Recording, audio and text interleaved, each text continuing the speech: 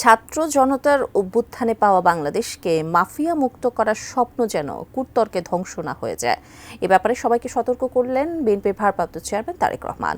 জাতীয় শিক্ষক সমাবেশে ছাত্রদের নতুন দল গঠনকে স্বাগত জানিয়ে তিনি বলেন, নির্বাচন ও সংস্কার দুটোই চায় বিএনপি। এ নিয়ে ভুল বোঝাবুঝি হলে পলাতক ফ্যাসিস্টরাই লাভবান হবে। আর জানাচ্ছেন নাজিয়া আফরিন। শনিবার রাজধানী ইঞ্জিনিয়ার্স ইনস্টিটিউশনে জাতীয় শিক্ষক দিবস ও সম্মেলনে যোগ দেন সারা দেশ থেকে আসা শিক্ষক ও শিক্ষা কর্মচারীরা। অনুষ্ঠানে বিএনপির সিনিয়র নেতারাও অংশ নেন। তারা বলেন, ক্রান্তিকালে আছে দেশ, সামনে এগিয়ে নিতে অন্তর্বর্তী সরকারকে আরও উদ্যোগী হবার পরামর্শ তাদের। তাদের দায়িত্ব হলো নির্বাচন করা। ওনারা প্রতিদিন সংস্কার করছেন এবং সেই সংস্কার তো 111 থেকে শুরু হয়েছে।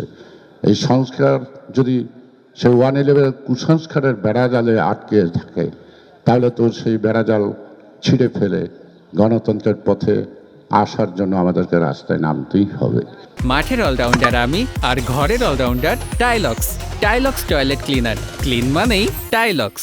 আপনি সরকারেও আছেন, অথবা দল হবার 6 মাসের মধ্যেও যদি আপনার নাম নতুন দলের মধ্যে যুক্ত হয়, তাহলে বুঝতে হবে এখন থেকে ওই নতুন দল হওয়া পর্যন্ত আপনি গোপনে গোপনে দলের জন্য কাজ করেছেন।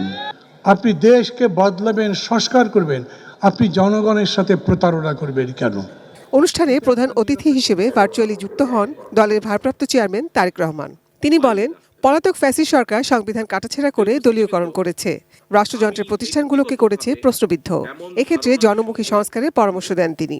যে সংবিধান ছিল সেটিতে কিন্তু মহান মুক্তিযুদ্ধের আকাঙ্ক্ষার প্রতিফলন হয়নি।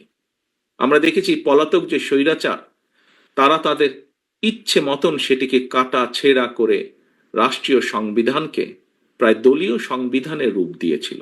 বিএনপির 31 দফা সংস্কার কর্মসূচি এবং অন্তর্বর্তীকালীন সরকারের সংস্কার কার্যক্রমের সঙ্গে প্রক্রিয়াগত বিষয় ছাড়া তেমন কোনো ভিন্ন মত বা বিরোধ নেই।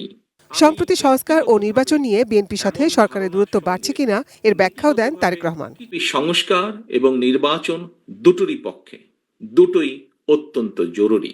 সংস্কার নাকি নির্বাচন, কেউ কেউ এমন উদ্দেশ্য প্রণোদিত প্রশ্ন নিয়ে কূটতর্ক করার অপচেষ্টা করেছে।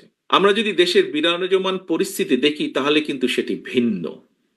দেশের কোটি কোটি পরিবারের কাছে এই মুহূর্তে নির্বাচন এবং সংস্কারের চেয়েও গুরুত্বপূর্ণ হচ্ছে সংসার পরিচালনা করা।